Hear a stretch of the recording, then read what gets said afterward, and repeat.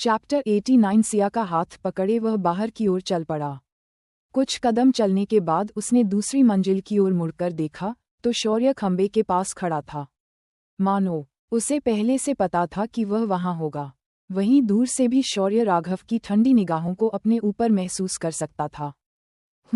Sorry के होठों पर मुस्कान आ गई और वह सिगरेट लेने के लिए झुका। जैसे ही वह दिला उसकी कलाई में दर्द हुआ जिसने उसे याद दिलाया हाल ही में उसके हुए नुकसान का। जब उसने अपनी सजी हुई कलाई को देखा तो उसकी एक्सप्रेशन और भी अजीब हो गए। प्रोफेसर नहीं, उसकी आंखों में जानलेवा अभिव्यक्ति थी। वो मुड़ा और दूसरी की ओर चला गया। वो अपने खिलौने को रोते देखने के लिए एक्साइटेड था, लेकिन सामने का नज़ारा देखकर उसका दिल लगभग टूट गया, क्योंकि सिया और राघव दोनों के एक्सप्रेशन न्यूट्रल थे। राघव और सिया ने शौर्य से मुलाकात का जिक्र फिर कभी नहीं किया। वही घर लौटने के बाद सिया ने अपनी प्लानिंग के बारे में बात की, जिस पर दादी बार बार सहमति में अपना सिर हिला रही थी। वही दूसरी ओर आरव घर लौटते ही दादी के रूम को डेकोरेट करने में बिजी हो गया। वही राघव डिनर बनाने के लिए किचन की ओर चल गया। सब कुछ देखते हुए दादी की आंखों में राहत की चमक आ गई। उन्होंने सिया का हाथ थमते हुए कहा, मुझे लगा था कि उसकी अच्छे फैमिली बैकग्राउंड के कारण उससे कांटेक्ट करना मुश्किल होगा, लेकिन ये देखकर कि अब वह तुम्हारे साथ है और इतना अच्छा व्यवहार करता है मुझे राहत मिली। सिया ने दादी की निगाहों का पीछा किया और देखा कि राघव अपनी शर्ट की बाजू ने फोल्ड किए, एप्रन पहने, एक आदर्श घरेलू आदमी की तरह रसोई में भाग दौड़ कर रहा है। कौन सोच सकता है कि इतना घरेलू दिखने वाला सबसे कम उम्र का एक जाने माना प्रोफेसर है। उसके चेहरे पर मुस्कुराहट आ गई और उसने कहा, ये सिर्फ मेरे लिए है। डिनर करने के बाद वो लोग न्यू ईयर सेलिब्रेशन के बारे में डिस्कस करने लगे। न्यू ईयर में केवल 20 दिन ही बचे थे और यह सिया का अपनी दादी के साथ बिताया गया आखिरी न्यू ईयर होगा, इसलिए वह उसे सेलिब्रेट कर चाहती थी। सिया, आरव और दादी ने बड़ी उत्साह के साथ सेलिब्रेशन पर चर्चा की और हर एक ने अलग अलग चीज़ करने का सुझाव दिया।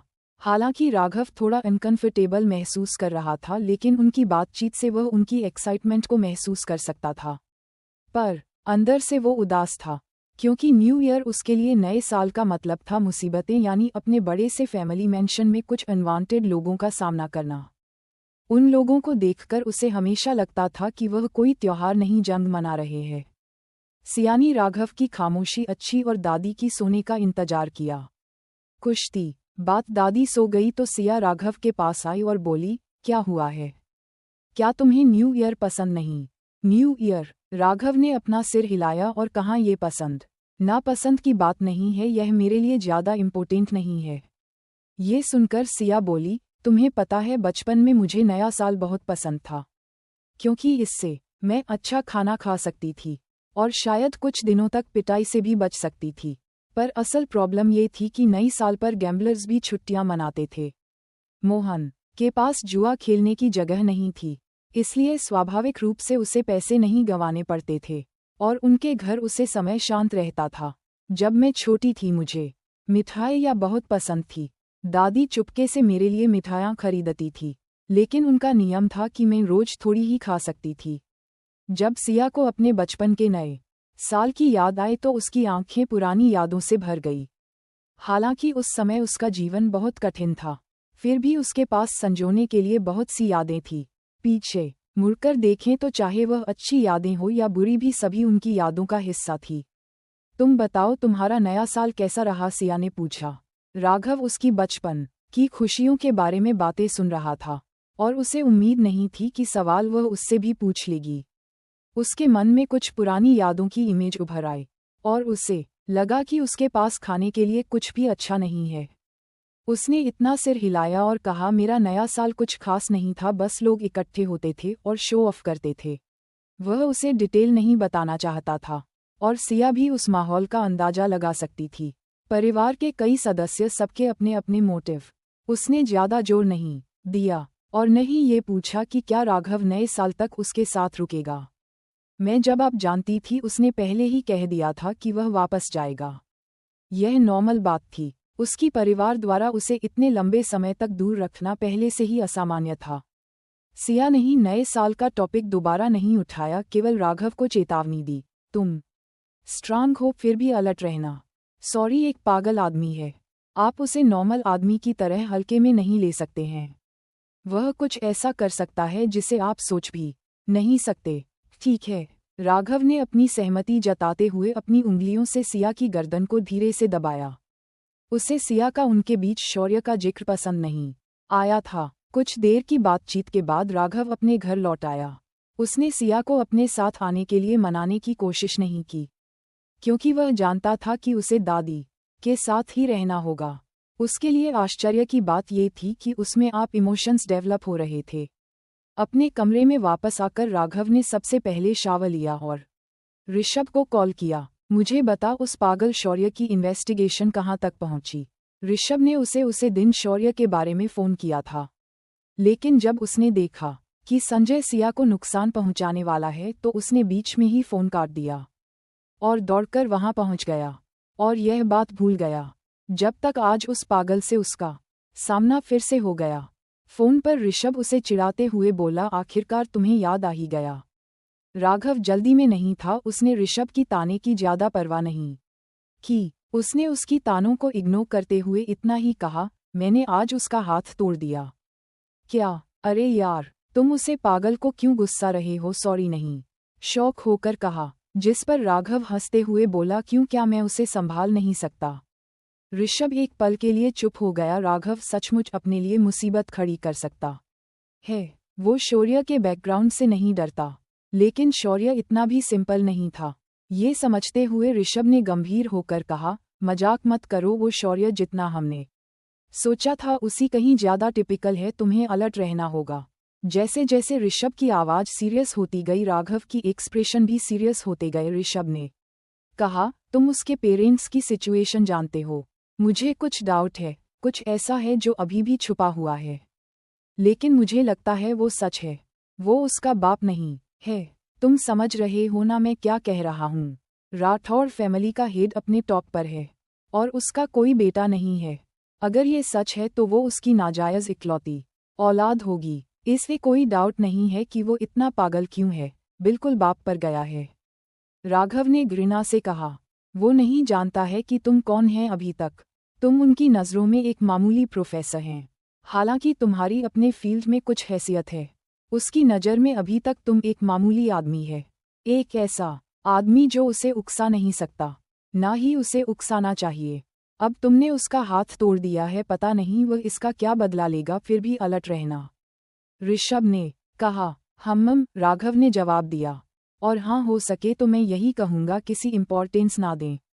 ऋषभ ने उसे अलर्ट करते हुए कहा, जिसके पास कुछ खोने को नहीं है वह खतरनाक होता है, और शौर्य जैसे पागल से उलझना मुश्किल है।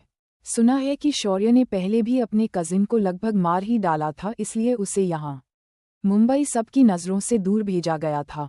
ऋषभ उसे समझा रहा था, पर राघव ने कहा, नहीं, उसके साथ मुझे कोई समझौता नहीं करना। क्यों नहीं? ऋषभ उसकी उलझन से अनजान पूछे बिना नहीं रह सका। अगर कोई तुम्हारी वाइफ पर हाथ उठाए तो क्या तुम इसे बर्दाश्त कर सकोगे? राघव ने अपनी कमांडिंग टोन में कहा, जिस पर ऋषभ ने बिना एक पल सोचे जवाब दिया, नहीं, बिल्कुल नहीं। इसके बाद दोनों के बीच कुछ देर की चुप्पी बनी रही, जिस दौरान ऋषभ को सब कुछ समझ आ गया। फिर उसने हार मानते हुए धीमे से कहा, फिर भी तुम अलर्ट रहना। मैं अर्नव और बाकियों को भी इस बारे में बता दूंगा ताकि वह उसे पर नज़र रख सके। ठीक है, ये कहकर राघव फ़ोन रखना ही वाला था कि दूसरी तरफ से ऋषभ चिल्लाकर बोला, मैंने तुम्हारी इतनी मदद की है, इसकी बात क्या तुम मुझे थैंक यू भी नहीं कहोगे? क्या तुम्हें मुझ पर ज़रा भी तरस नहीं आता? मैं तो अभी तक तुम्हारी गर्लफ्रेंड से मिला तक नहीं। तुम्हारे प्यार की खातिर मैं इतने दिनों से इस वीरान जगह पर रह रहा हूँ। क्या तुम्हें ज़रा सा गिल्ट महसूस नहीं होता? जिस पर रकात धीरे से हंसा। जैसे ही ऋषभ अपनी बात आगे बोलने वाला था, राघव बोला, कल रात डिनर पर आ जाना और साथ में एक अच्छा सा गिफ्ट लेकर आना, और हाँ, थोड़ा अपनी जुबान पर लगन भी रखना। फिर आगे बिना कुछ कहे उसने फ़ोन काट दिया। हालांकि ऋषभ की बात अभी अटकी हुई थी, लेकिन वह नाराज नहीं था। उसका मन पहले से ही सिया से खुलकर मिलने का था। उसने राघव को छोड़कर अपने ग्रुप को एक्साइटमेंट में मैसेज किया, दोस्तों, कल मैं राघव की गर्लफ्रेंड से मिलने जा रहा हूँ। राघव ने मुझे पर्सनली इनवाइट किया है। अर्नव और बाकी 2 दोस्तों ने जैसे ही उसका मैसेज पढ़ा वह चुप हो गए। विश्व में आगे लिखा, मैं ऑफिशियली तौर पर भाभी से मिलने वाला पहला व्यक्ति होऊंगा।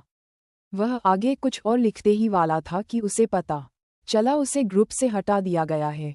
मुझे ग्रुप से निकाल दिया गया। पर ऋषभ परेशान नहीं था, वह अभी भी खुशी से गा रहा था। इसी बीच शौर्य राघव की इन्वेस्टिगेशन चेक कर रहा था। राघव के बारे में सब कुछ, जन्म, परिवार, एजुकेशन, सब नॉर्मल लग रहा था। कम से कम ऊपरी तौर पर तो। राघव के आने के बाद से ही शौर्य उसकी जांच करवा रहा था, लेकिन अभी तक उसे कुछ ऐसा नहीं मिला था जो उसे स्टेशन कर सके। हालांकि उसे हमेशा से राघव से खतरनाक वाइफ चाहती थी, इसलिए वह उसकी इन्वेस्टिगेशन करवाने में हिचकिचाता था।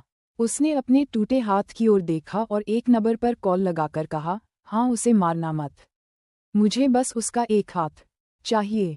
फोन रखने की बात उसने कंप्यूटर स्क्रीन पर नजर डाली जो सिया की तस्वीरों से भरी थी। जिम वह डरी हुई, हताश, उदास, लेकिन पहले से ज्यादा उग्र और विद्रोही लग रही थी। आज हॉस्पिटल में मिली खबरों को याद करते हुए उसके चेहरे पर खुशी के भाव थे।